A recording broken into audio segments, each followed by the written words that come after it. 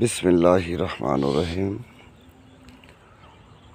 পরম করুণাময় আল্লাহ তাআলার নামে শুরু করলাম। আমি মোহাম্মদ শরীফুল ইসলাম,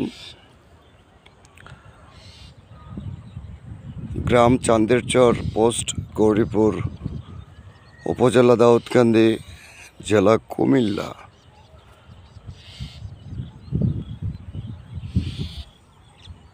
কাছে দূরে, দেশে বিদেশে যে যেখান থেকে আমার এই ভিডিওটি দেখছেন, সকলের প্রতি রইল আমার শুভেচ্ছা। বন্ধুগণ,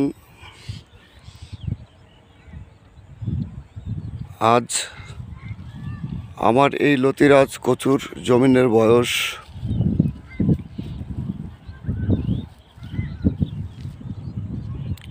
2 মাস 7 দিন। মাশাআল্লাহ, আলহামদুলিল্লাহ। এই 2 মাস 7 দিনের মধ্যেই আমার জমিনের পরিস্থিতি যা দেখা যাচ্ছে, আশানুরূপভাবে মাশাআল্লাহ বেশ ভালো, শুকরিয়া। আমার 70% গাছেই লতি আসতেছে। অলরেডি আশাবাদী যে আমি কিছুদিনের মধ্যে আমার জমিনে হারভেস্টের কাজ করতে পারবো। দর্শক, আমার এই লতিরাজ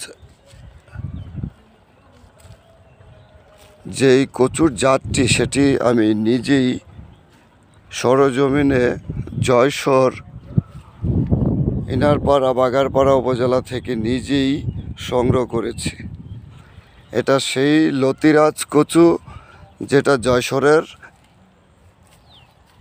হাইব্রিড জাতের লতিরাজ 1 বলে সারা বাংলায় পরিচিত।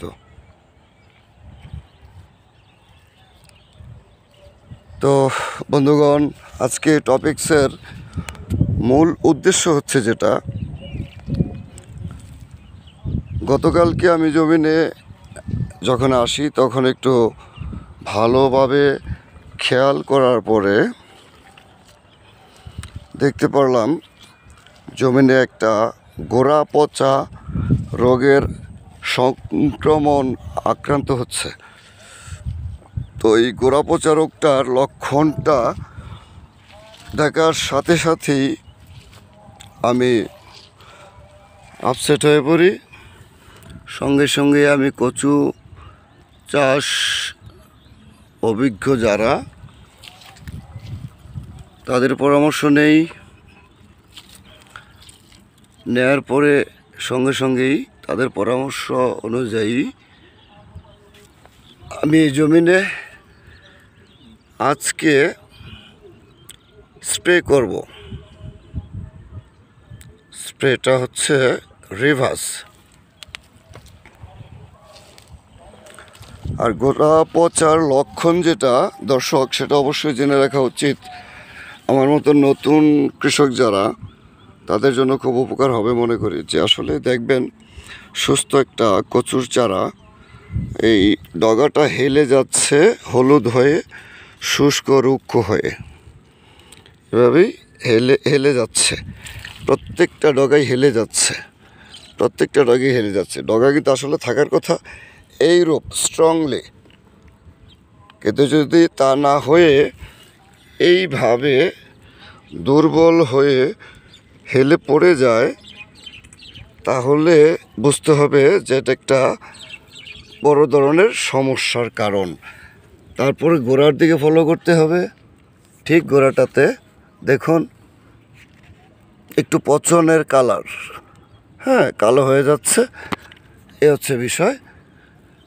এভাবে আপনাকে বুঝে নিতে হবে এই লক্ষণ দেখে যে এটা গোড়া পচার লক্ষণ। তো দর্শক, এই লক্ষণ দেখা মাত্রই আপনি জমিনে সর্বপ্রথম রিভাসটা স্প্রে করবেন। দর্শক, আমি এই যে হচ্ছে রিভাস, দেখুন রিভাস সিনজেন্টা কোম্পানির।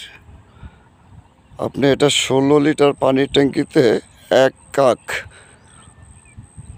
মিশিয়ে স্প্রে করতে পারেন। প্রথম স্প্রের এক সপ্তাহ পরে অবশ্যই দ্বিতীয়বার আপনাকে স্প্রে করতে হবে। তো বন্ধুগণ, তো আজ আমি এখন এই মুহূর্তে আমার জমিনে রিভার্স স্প্রে করব। আপনারা দোয়া করবেন যেন আমার জমিন থেকে এই সামান্য সমস্যাটা যেন দূর হয়। তারপরে ভিডিওতে অবশ্যই আসবো, আবার জানাবো আপনাদেরকে যে আমার এই সমস্যাটার কী অবস্থা, কতটুকু উন্নতি হলো। তো আমার জন্য দোয়া রাখবেন। আপনাদের সকলের প্রতি দোয়া কামনা করে আজ এখানেই। আসসালামু আলাইকুম।